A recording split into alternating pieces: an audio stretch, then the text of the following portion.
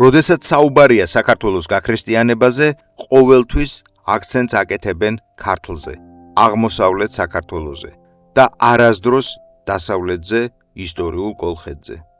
თუ არის ასეთი რამ გადმოცემული, არის ყოველთვის გადმოცემული ზედაპირულად და ფრაგმენტულად. დღეს მე შევეცდები ამ დანაკლისის შევსებას და ამისთვის მოვიშველიებ გვიანი ანტიკური ხანისა და ადრეული შუა საუკუნეების ბერძენი ავტორების ტექსტებს და შუა საუკუნეების ქართულ ქრონიკებს. მაშასე ვიწყებთ. წარმოიდგინეთ ახალი წელთაღრიცხვის პირველი საუკუნის კოლხეთი. ეს არის რომის იმპერიის შემადგენლობაში შემავალი კოლონია, ეს არის თავისუფლება დაკარგული ქვეყანა, სადაც დაქვეითებულია ეკონომიკა და შესაბამისად დაქვეითებულია ცხოვრების დონე და ასევე განათლების დონეც. და ამ ბნელში მოდის კაცი სახელად ანდრია, რომელსაც როგორც მართლაც ბნელში ნათელი, ისე შემოაქვს ქრისტიანული მრწამსი. დასავლეთ საქართველოში ქრისტიანობის გავრცელება, როგორც ისტორიული წყაროები ადასტურებენ, ახალი წელთაღრიცხვის პირველივე საუკუნეებს ეკუთვნის. აქ ხდება ერთი ნიშანდობლივი რამ. უკვე მესამე-მეოთხე საუკუნეებში, ანუ ქრისტიანობის ყველაზე ადრეულ ეტაპზე, ბერძენი ავტორები წერდნენ, რომ ქრისტიანობა კოლხეთში თვით მოციქულთა ხანაში გავრცელდა. ეს არის ძალიან ნიშანდობლივი და საინტერესო ფაქტი, რატომ? იმიტომ რომ მესამე-მეოთხე საუკუნეები ეს არის პერიოდი, როდესაც ქრისტეს ჯვარცმიდან სულ რაღაც 300-400 წელია გასული და უკვე ბერძენ ავტორებს აქვთ ცნობა მოციქულთა მიერ ამ ტერიტორიის კოლხეთის გაქრისტიანების შესახებ. ნახოთ უშუალოდ რას ამბობენ ეს ტექსტები. პირველი ტექსტი, რომელიც უნდა დავასახელოთ, ეს არის დოროთეოს ტვირელის ტექსტი, მესამე საუკუნის ბოლოს მოღვაწე ავტორის და ასევე ეპიფანე კვიპრელის ტექსტი, რომელიც მეოთხე საუკუნის მეორე ნახევარში მოღვაწეობდა. ეს ტექსტი ამბობს შემდეგ რამეს. ანდრია მივიდა დიდ სებასტოპოლისში, სადაც არის აფსარის ციხესიმაგრე და მდინარე ფაზისი, სადაც ცხოვრობენ კოლხები. ანუ დასახელებულია 3 პუნქტი და ძალიან მნიშვნელოვანი პუნქტები. დიდი სებასტოპოლისი ეს არის ცხუმი, იგივე სოხუმი, ანუ ეს არის ჩრდილოეთ კოლხეთის ტერიტორია, ჩრდილოეთ კოლხეთის მთავარი ცენტრი. აფსარის ციხესიმაგრე ეს გახლავთ სამხრეთ კოლხეთში, ჭოროხის სამხრეთით და ეს არის ჭანეთის, იგივე ლაზეთის ტერიტორია, რომელსაც ისტორიულად სანეთი, სოსანეთი ეწოდებოდა ხოლმე. და ასევე მესამე პუნქტი, ეს არის მდინარე ფაზისი, იგივე დღევანდელი რიონი, ანუ შიდა ცენტრალური კოლხეთი. ფაქტიურად გამოდის, რომ ანდრიამ მთელს კოლხეთში იქადაგა ქრისტიანობა. მეორე ტექსტი, ეგრეთ წოდებული სოფრონის ტექსტი, ეკუთვნის სოფრონს მეოთხე საუკუნის ავტორს, რომელიც ასევე ადასტურებს, რომ ანდრია ქადაგებდა დიდ სებასტოპოლისში, სადაც აფსარი და ფაზისი იყო. მესამე ტექსტი კი ეკუთვნის მერვე საუკუნის ავტორს ეპიფანე კონსტანტინოპოლელს და ის კიდევ უფრო ვრცელ სიას გვაწვდის. იგი წერს, რომ ანდრია ქადაგებდა დიდ სებასტოპოლისში, სადაც არის აფსარის ციხესიმაგრე და ჰესის ნავსადგური და მდინარე ფაზისი და სადაც მოსახლეობენ იბერიელნი, სუსანელნი, ფუსტელნი, ალანნი. საინტერესოა, რომ ეპიფანე კონსტანტინოპოლელი იქვე უთითებს ამ თხზულებაში, რომ იგი ეყრდნობა მეოთხე საუკუნის ავტორის, ჩვენთვის უკვე ცნობილი ეპიფანე კვიპრელის ცნობებს. მინდა მივაქციო ერთ რამეს თქვენი ყურადღება, რომ ეს არ დარჩეს თქვენთვის გაუგებრობად. რატომ არის აქ მოხსენიებული ალანები? ეს იმას კი არ ნიშნავს, რომ ალანები კოლხეთის ტერიტორიაზე ცხოვრობდნენ, არამედ ეს მიუთითებს იმაზე, რომ ანდრიამ იქადაგა არა მხოლოდ კოლხეთის ტერიტორიაზე, არამედ მან იქადაგა ასევე ჩრდილოეთ კავკასიის ტერიტორიაზე, ასევე ნაწილობრივ აღმოსავლეთ საქართველოს, ყოველ შემთხვევაში მისი სამხრეთ-დასავლეთი ნაწილის მესხეთის ტერიტორიაზე. ანუ ანდრია მოციქული არ შემოიფარგლა მხოლოდ ერთი ტერიტორიით, არამედ მან მთელი რეგიონი მოიცვა. ახლა რა შეეხება მატათა მოციქულს? სოფრონის ტექსტი გვეუბნება, რომ ანდრიას გვერდით მოღვაწეობდა მატათა მოციქული. ეს ტექსტი ამბობს, რომ მატათამ იქადაგა სახარება მეორე ეთიოპიაში, კოლხეთში, სადაც არის აფსარის ციხესიმაგრე და ჰესის ნავსადგური. საინტერესოა, რატომ მოიხსენია ავტორმა კოლხეთი მეორე ეთიოპია, ამას შეიძლება გამოიებას სხვადასხვანაირი კუდები, მაგრამ ყოველ შემთხვევაში საუბარი რომ არის ნამდვილად კოლხეთზე და არა აფრიკაზე, ეს კიდევ ერთხელ დასტურდება კონკრეტული გეოგრაფიული პუნქტების დასახელებით. აი ჰესის ნავსადგური მაგალითად ამ სახელწოდებით ეს კონკრეტული გეოგრაფიული ადგილი არსებობდა მე-5 საუკუნემდე, მე-5 საუკუნიდან კი მას სახელი შეეცვალა და დაერქვა სუსარმია, ანუ სუსურმენე. ეს დეტალი ძალიან მნიშვნელოვანია, რადგან ის ადასტურებს, რომ ეს კონკრეტული ტექსტი, სოფრონის ტექსტი ნამდვილად ძველია და ნამდვილად მე-5 საუკუნემდეა დაწერილი, რადგან იყენებს ამ კონკრეტული ნავსადგურის ძველ მე-5 საუკუნემდე არსებულ გეოგრაფიულ სახელს. ახლა რაც შეეხება სიმონ კანანელს. ეპიფანე კონსტანტინოპოლელი გვეუბნება, რომ ანდრია, სიმონ კანანელი და მათი მოწაფეები ჯერ სოსანეთში იყვნენ, შემდეგ ფუსტაში, შეგახსენებთ, რომ ფუსტა ეს არის აფხაზეთის მთიანეთი და შემდეგ დიდ სებასტოპოლისში, ანუ ცხუმში. და სწორედ ცხუმში ანდრია ტოვებს სიმონს და თვით მიდის ჯიქეთში. სიმონი კი ნიკოფსიაში კვდება, ქალაქში, რომელიც როგორც მოგეხსენებათ, იყო კოლხეთის უკიდურესი ჩრდილოეთი პუნქტი. 6 მთაწმინდელის ქართულ ვერსიაში, რომელიც მოგეხსენებათ, იყო მე-10 საუკუნის ქართველი მოღვაწე, ნათქვამია: სუმონ კანანელისა საფლავი არს ნიკოფსე ქალაქსა, შორის აფხაზეთისა და ჯიქეთისა. ანუ ორი მოციქული გარდაიცვალა საქართველოში. მატათა სოსანეთში, იგივე ჭანეთში, ხოლო სიმონ კანანელი ნიკოფსიაში. ანდრია მოციქულის შესახებ ეს გადმოცემა ქართულ წყაროებში ადრიდანვე ჩნდება. მე-9 საუკუნის ქართველი ავტორი დასავლეთ საქართველოდან ჰაგიოგრაფიულ პოემაში მიქაელ საბაწმინდელის შესახებ აფხაზეთის ქვეყანას მოციქულთა წილხდომად იხსენიებს. მე-10 საუკუნის ხელნაწერებში უკვე დოროთეოს ტვირელის ქართული თარგმანია დაცული, სადაც საუბარია ანდრიას მიერ კოლხეთში ქადაგებაზე.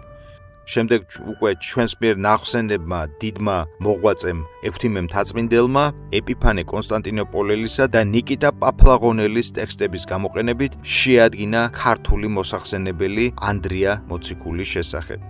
ამ ნაწარმოებს მოგვიანებით გიორგი მთაწმინდელი იყენებს თავის დიდ სვინაქსარში.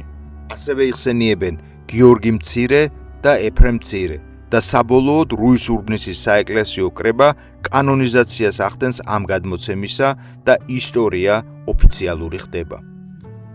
ახლა ამ ქრისტიანული ტრადიციის ამბებიდან გადავდივართ უკვე ისტორიულ ფაქტებზე. მე-5 საუკუნის ავტორის გელასი კვიზიკელის თანახმად, პონტოს გასწვრივ მდებარე მიწა-წყალზე მცხოვრებმა იბერებმა და ლაზებმა ქრისტიანობა მიიღეს კონსტანტინე პირველი დიდის დროს, ანუ 306-327 წლებს შორის. და აქ არის ერთი ძალიან ნიშანდობლივი ფაქტი. ამ ავტორისვე ცნობით ლაზებში ქრისტიანობის გავრცელება წმინდა ნინოს, იგივე ტყვე დედაკაცის მისიონერობას უკავშირდება. სამხრეთ კოლხეთში, ანუ ჭანეთ ლაზეთში, მე-17 საუკუნემდეც კი შემორჩა ეს გადმოცემა. 1651 წელს რუსეთის მეფის ალექსი მიხეილის ძისათვის გადაგზავნილ მოხსენებაში ოფის ლაზი მიტროპოლიტი გერმანე წერს, რომ ოფის ტაძარი ლაზეთის სამიტროპოლიტო კათედრა ნინომ დააარსაო. და ახლა ყველაზე მყარი ისტორიული ფაქტი. 325 წელს ნიკეის პირველ მსოფლიო საეკლესიო კრებაზე ბიჭვინთვის ეპისკოპოსი სტრატოფილე ხელს აწერს კრების დოკუმენტებს. მოგეხსენებათ, კოლხეთი ჯერ კიდევ ძველი წელთაღრიცხვის მე-3 საუკუნიდან ძალიან დაქვეითდა, ძალიან დაეცა და მან დამოუკიდებლობა დაკარგა, ის შევიდა თავდაპირველად პონტოს სამეფოს შემადგენლობაში, ხოლო შემდეგ, როდესაც პონტო დაამარცხა და მითრიდატე პონტოელი დაამარცხა რომმა, უკვე შემოვიდა რომის იმპერიის შემადგენლობაში. ამიტომ ახალი წელთაღრიცხვის პირველი საუკუნისთვის, როდესაც კოლხეთი გაქრისტიანდა, ანუ როდესაც მოციქულებმა იქადაგეს კოლხეთში, მაშინ კოლხეთი არ იყო დამოუკიდებელი სახელმწიფო და იმ პერიოდში ჯერ კიდევ არ იყო შექმნილი კოლხეთის მემკვიდრე ლაზეთის სამეფო. ეს არის ძალიან მნიშვნელოვანი ფაქტი, რომელსაც აქვს დიდი მნიშვნელობა იმის გასააზრებლად, არსებობდა თუ არა კოლხეთში დამოუკიდებელი ქრისტიანული ეკლესია. ახლა, როდესაც საუბარი არის 325 წელზე, როდესაც საუბარი არის ბიჭვინთის საეპისკოპოსოს არსებობაზე ამ დროისათვის და როდესაც საუბარია იმაზე, რომ ბიჭვინთის ეპისკოპოსმა მიიღო მონაწილეობა ნიკეის პირველ საეკლესიო კრებაზე, ჩვენ უნდა ვიცოდეთ ისტორიული ფაქტი. ისტორიული ფაქტი კი მდგომარეობს შემდეგში. ბიჭვინთის საეპისკოპოსო არ იყო დამოუკიდებელი ეკლესიის, დამოუკიდებელი კოლხური ეკლესიის ნაწილი. ის შედიოდა პოლემონის პონტოს საეკლესიო ოლქის შემადგენლობაში, ნეოკესარიისა და ტრაპიზონის საეპისკოპოსოებთან ერთად. ანუ ბიჭვინთის საეპისკოპოსო ექვემდებარებოდა და შედიოდა ბერძნული, იგივე აღმოსავლეთ რომის ეკლესიის შემადგენლობაში. ამასთან დაკავშირებით არის კიდევ ერთი ძალიან მნიშვნელოვანი კითხვა. რატომ არ მოხდა კოლხეთის მემკვიდრე სახელმწიფოში, ეგრისში, იგივე ლაზიკის სამეფოში, ქრისტიანობის ოფიციალურ სარწმუნოებად გამოცხადება მე-6-მე-6 საუკუნეებამდე, მაშინ, როდესაც ქრისტიანობა თავად ბერძენი ავტორებისვე ცნობებით პირველივე საუკუნეში მოციქულთა ხანაშივე იქნა გავრცელებული. და რატომ მოხდა ისე, რომ ქართლმა დაასწრო ეგრის ქრისტიანობის ოფიციალურ სარწმუნოებად გამოცხადება. ბევრი ამას თვლის კოლხეთის ისტორიის მიჩქმალად, დაკლინებად და ასე შემდეგ. არა, მეგობრებო, არაფერ შუაში არ არის ამ შემთხვევაში კოლხეთის ისტორიის მიჩქმალვა, ამ შემთხვევაში ამის პასუხი არის გეოპოლიტიკაში. აღმოსავლეთ საქართველო, ანუ იბერიის სამეფო, ირანის სასანიანთა მეზობელი იყო. ირანში სახელმწიფო სარწმუნოება მაზდეანობა გახდათ. ეს სარწმუნოება კავკასიაში ვრცელდებოდა. ამიტომ იბერიამ მე-4 საუკუნის პირველ ნახევარში სწრაფად გამოაცხადა ქრისტიანობა სახელმწიფო სარწმუნოებად. ეს ირანის წინააღმდეგ ეროვნული პოლიტიკის ნაწილი იყო, ეროვნული თვითმყოფადობის დასაცავად. ლაზეთის სამეფო კი აღმოჩნდა დიამეტრალურად განსხვავებულ სიტუაციაში. მისი უშუალო მეზობელი იყო ქრისტიანული ბიზანტია. ლაზეთის მეფეები კარგად ხვდებოდნენ, რომ ქრისტიანობის სახელმწიფო რელიგიად გამოცხადება გახდებოდა ბიზანტიის ინსტრუმენტი ლაზეთის შთანთქმისთვის. ამიტომ მე-4-მე-6 საუკუნეების განმავლობაში ლაზეთი ელასტიკურ პოლიტიკას ატარებდა და მაქსიმალურად ცდილობდა ამ ნაბიჯის გადადგმისგან თავის შეკავებას. ის ხან ბიზანტიის, ხან ირანის მხარეს იჭერდა და ცდილობდა გარკვეულად ამ ლავირების მეშვეობით თვითგადარჩენას. სიტუაცია მე-6 საუკუნის 20-იან წლებში შეიცვალა. ირანი გაძლიერდა კავკასიაში. მან დაიპყრო ეგრისის მეზობელი იბერია და აქედან გამომდინარე ეგრისი პირდაპირ საფრთხის წინაშე დადგა. მას ჰქონდა არჩევანი ცუდსა და უარეს შორის. ამიტომ 524 წელს მაშინ ჯერ კიდევ ლაზეთის ტახტის მემკვიდრე და შემდეგ მეფე წათე პირველი ჩადის კონსტანტინოპოლში და იქ ოფიციალურად იღებს ქრისტიანობას როგორც სახელმწიფო რელიგიას და ეგრისის მეფედაც ეკურთხება. ამ მომენტიდან ქრისტიანობა ოფიციალური სახელმწიფო სარწმუნოებაა დასავლეთ საქართველოში. ახლა მივადექით ჩვენი გადაცემის მეორე მნიშვნელოვან საკითხს. არსებობდა თუ არა კოლხეთის დამოუკიდებელი ეკლესია. როგორც უკვე ვახსენე, ბიჭვინთის საეპისკოპოსო შედიოდა პოლემონის პონტოს საეკლესიო ოლქში. ეს იმას ნიშნავს, რომ ის იყო კონსტანტინოპოლის საპატრიარქოს დაქვემდებარებაში. დოკუმენტურად დადასტურებულია ფაქტი იმის შესახებ, რომ მე-6-მე-8 საუკუნეებში დასავლეთ საქართველოს ეკლესია მთლიანად შედიოდა კონსტანტინოპოლის საპატრიარქოს შემადგენლობაში და ამის შესახებ არსებობს დაწვრილებითი ინფორმაცია. კერძოდ, ინფორმაცია იმის შესახებ, რომ დასავლეთ საქართველოს ეკლესია ამ დროისთვის 3 ოლქად იყო დაყოფილი.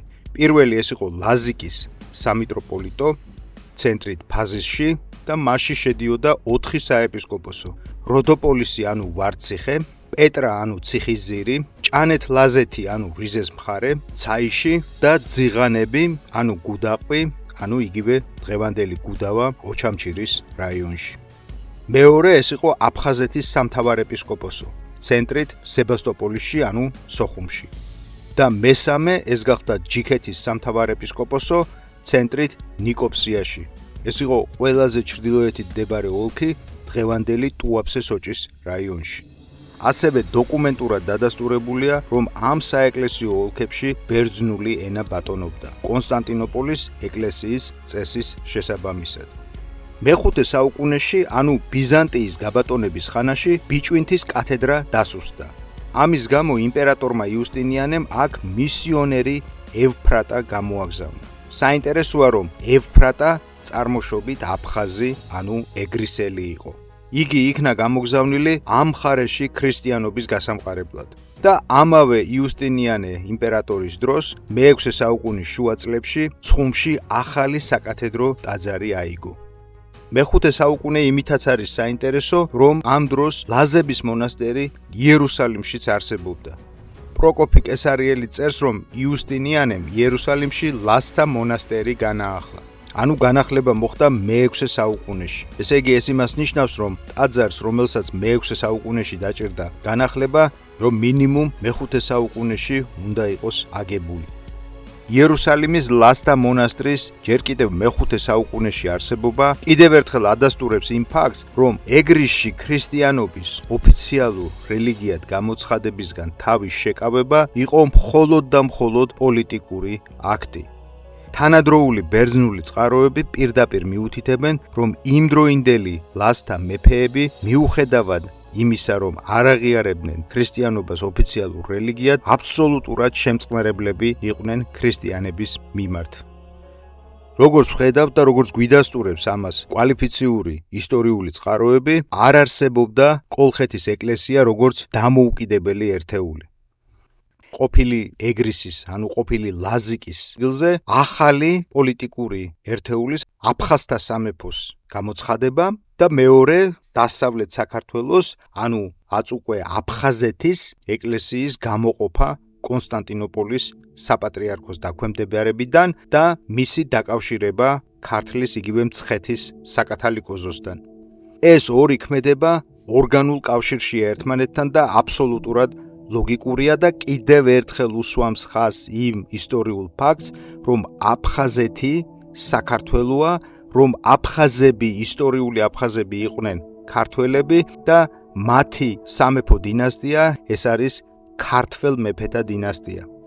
იმიტომ რომ თუ აფხაზები იქნებოდნენ არაქართველები, თუ მათი მეფეები, ლეონიდები იქნებოდნენ არაქართველები, ისინი არაფრით არ დაუშვებდნენ საეკლესიო რეფორმას იმ მხრივ, რომ ბერძნულიდან ქართულ ენაზე გადაეყვანათ თავიანთი მშობლიური ეკლესია. ეს უზარმაზარი მნიშვნელობის ისტორიული ფაქტი დეტალურად არის აღწერილი და დადასტურებული გიორგი მერჩულეს გრიგოლ ხანძთელის ცხოვრებაში. ანუ რო გავაკეთოთ რეზიუმე, ჩვენ გვაქვს ახალი წელთაღრიცხვის პირველი საუკუნე, როდესაც 3 ქრისტეს მოციქული ერთდროულად ქადაგებს კოლხეთში, გვაქვს მე-3-4 საუკუნის ბერძენი ავტორები, რომლებიც ამ ტრადიციას ჩაწერენ, გვაქვს 325 წელი, როდესაც ბიჭვინთის ეპისკოპოსი სტრატოფილე ნიკეის კრებაზეა მიწვეული და ხელს აწერს იქ ოფიციალურ დოკუმენტებს, გვაქვს მე-4-მე-5 საუკუნეები, როდესაც ქრისტიანობა ძლიერდება ლაზეთში, იმდენად რომ ლაზთა მონასტერი არსდება იერუსალიმში, გვაქვს 524 წელი, როდესაც წათე პირველი ქრისტიანობას ოფიციალურ რელიგიად აცხადებს ეგრისის სამეფოში, გვაქვს მე-6-მე-8 საუკუნეები, როდესაც დასავლეთ საქართველოს ეკლესია 3 ოლქის სახით შედის კონსტანტინოპოლის საპატრიარქოს შემადგენლობაში და ბოლოს გვაქვს მე-9 საუკუნე, მე-9 საუკუნის პირველი ნახევარი, არსდება ახალი სახელმწიფო, აფხაზთა სამეფო და როდესაც დასავლეთ საქართველოს ეკლესია საბოლოოდ გამოეყოფა კონსტანტინოპოლის საპატრიარქოს და უერთდება ერთიან ქართულ სივრცეს, უერთდება მცხეთის საკათალიკოსოს. ასე რომ ეს ამბავი მოყოლებული პირველი საუკუნიდან ვიდრე მე-9 საუკუნემდე არ არის მხოლოდ ეკლესიის ისტორია ან ქრისტიანობის ისტორია. ეს არის ქართველი ერის ისტორია.